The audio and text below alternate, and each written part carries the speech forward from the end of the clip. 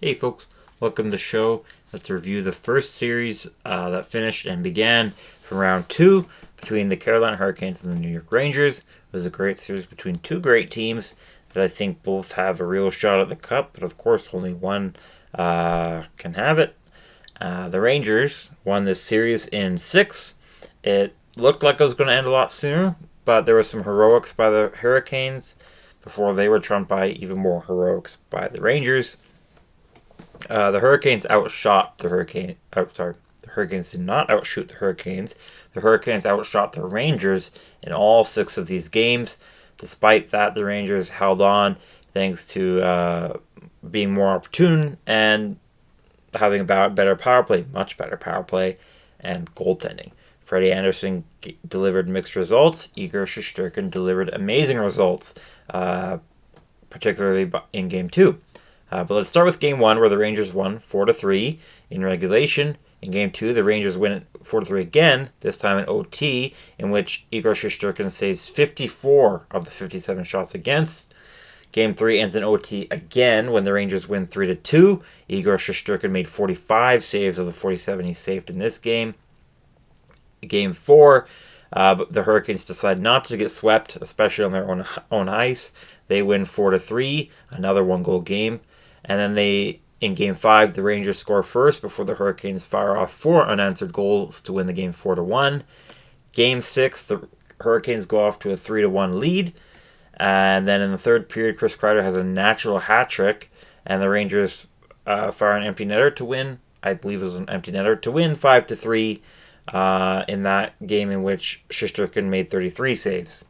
It was just a great series by a lot of Rangers. Trocheck had a great series, Kreider, obviously, and Trouba, but none more than Igor Shesterkin, whose given name was chanted in Madison Square Garden. It was a really heroic performance by a lot of guys on both teams, but most specifically the Rangers. The stats were pretty close. It was pretty tight. I was quite impressed by the Hurricanes actually out hitting the Rangers.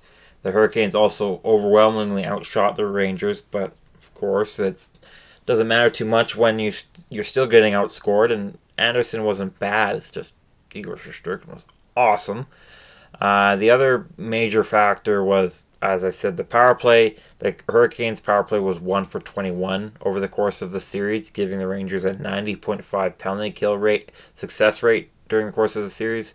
The Rangers, meanwhile, had 5 power play goals during the series, and I think that was another contributing factor. So going forward for the Rangers, it's another series down.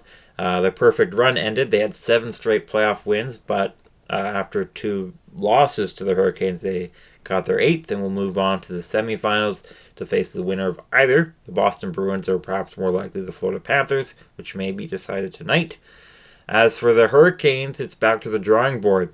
This year felt like this could be it. A lot of their issues that they had were, well, not a lot of their issues. It's not like they have a lot.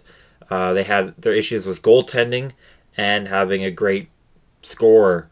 And then Freddie Anderson came back, delivered great goaltending.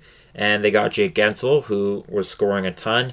And Aho and Svechnikov are both good scorers, as well as there's lots of great depth scoring there. There's a lot going right for the Hurricanes. But at the end, not enough.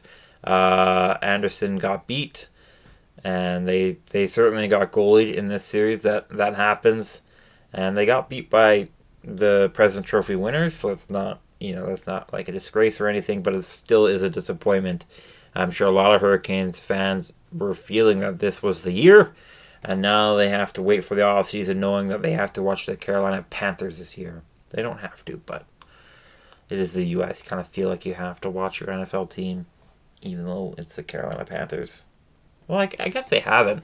I think tickets are like $2 for an NFL game. I mean, upper bowl tickets, obviously. Anyways, whole different scenario. Short news is North Carolina is a hockey state as a result.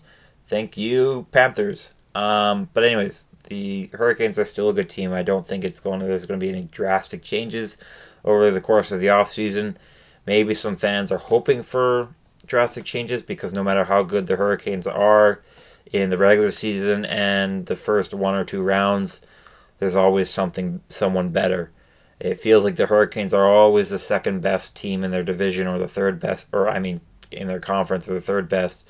They're always super good, but just not quite there. It's just what it feels like.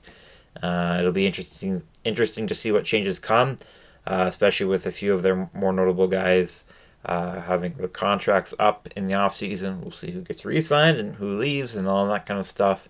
But at that point, it's just speculation. I'm just trying to gauge the feelings of Hurricanes fans and the Hurricanes management without talking to Hurricanes management. But anyways, that's it for me. I hope you found the video informative and insightful. And if you did, please like the video if you think I've earned it. Comment your thoughts down below, and I'd really appreciate it if you subscribe and turn on notifications for more.